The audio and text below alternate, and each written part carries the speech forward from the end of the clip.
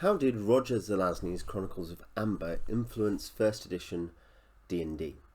So this is an Appendix N book. Appendix N was the kind of collection of books that Gary Gygax, one of the inventors of Dungeons and Dragons, put together to say these are the books that inspired me.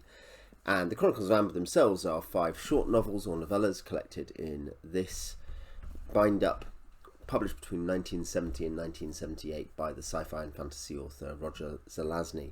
And so they're all published in time to potentially influence the first edition Dungeon Master's Guide, which is where Appendix N comes up.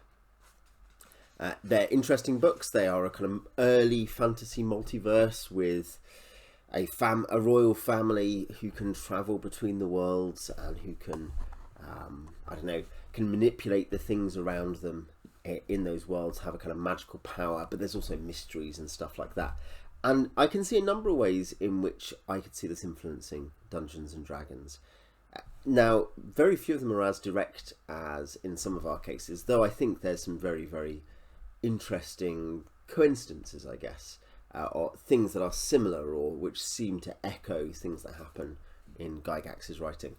So I'll just go through those. I think I've got 5, of which one is very clearly the main thing going on in terms of influencing some of Gygax's thoughts, but others are also, I think, relevant. 1, very generally, this has a troubled hero who has a kind of first-person perspective and who is slightly noirish and roguish in some ways. And I think Gygax loved a troubled hero. A lot of Appendix N books, not all of them by any stretch, but a lot of them have a particular kind of style of hard-boiled hero. And there's an implication there for the kinds of heroes Gygax expected to exist, I think, because it's so common in the books he liked. Not necessarily a real influence, but one of those things in the background. 2, this is a book that talks about order versus chaos in metaphysical terms.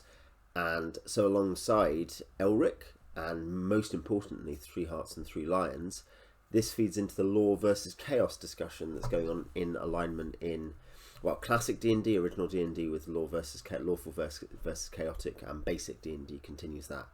And of course, lawful and chaotic are part of a wider spectrum and discussion in Advanced Dungeons and Dragons.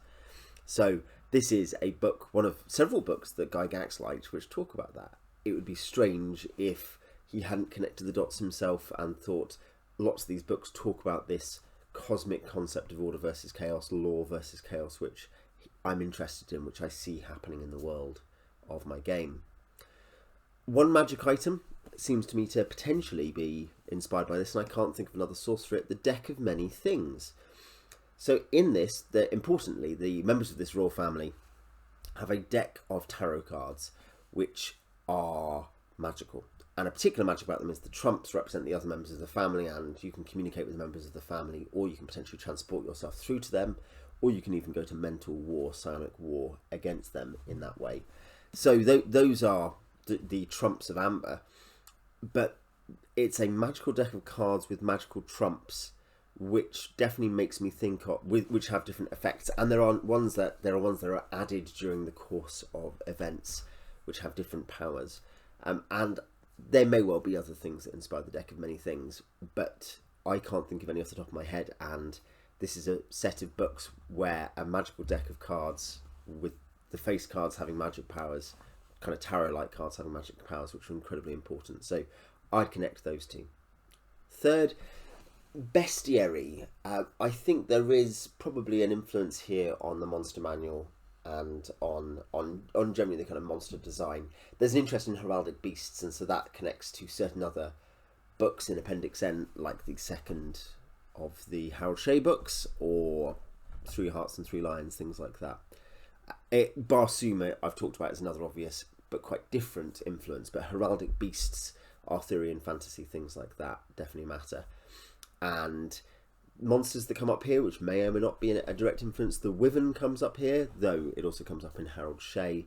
The Griffin comes up here, and I'm not sure I can think of anywhere else that this animal is presented in the way it is here. The Manticore or Manticora as this sort of fairly chaotic beast. So though it may not be the main spur behind Gary adopting those creatures into the game, I'm sure it's not at some level, when we think about presentation, just like Harold Shea, I think very clearly influences the bestiary, the monster manual. I think so does Chronicles of Amber, maybe in a looser sense.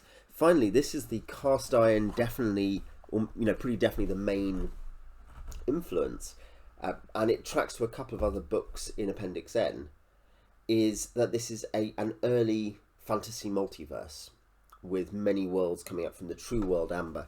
And so though by 1979 there was only a very loose idea of the planes, there is one in the DMG, and though the Shadows of Ambar are not themselves like the planar system of first edition, there is definitely a consonance.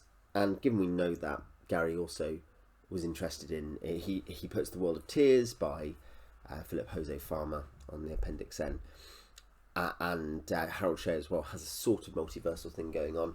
It seems clear to me that he enjoyed Amber and saw it as an influence, partly because he liked that idea of world hopping and portal hopping and planar hopping, and that's obviously an increasingly important thing to him through the very end of the 70s into the 80s. Now, there's one specific, I guess, outworking of this, which is just my own speculation, but a thing that this really made me think of in the second book, Guns of Avalon. There's a thing where basically gunpowder doesn't work in Amber, and Corwin, our protagonist, wants good weapons to take the throne in Amber. And so he knows a substance in a shadow realm he once ruled, Avalon. He knows a jeweler's paste which can be explosive, and it's close enough to Amber that he wonders whether it will work or not. And so he goes and gets this jeweler's paste and ends up taking it back to our Earth, to Belgium, and working with an arms dealer or an arms builder to make weapons that use it, automatic weapons, and then they go back, and then that's how he attacks Amber with this army with automatic weapons versus a kind of medievalish army. And or at least that's his plan.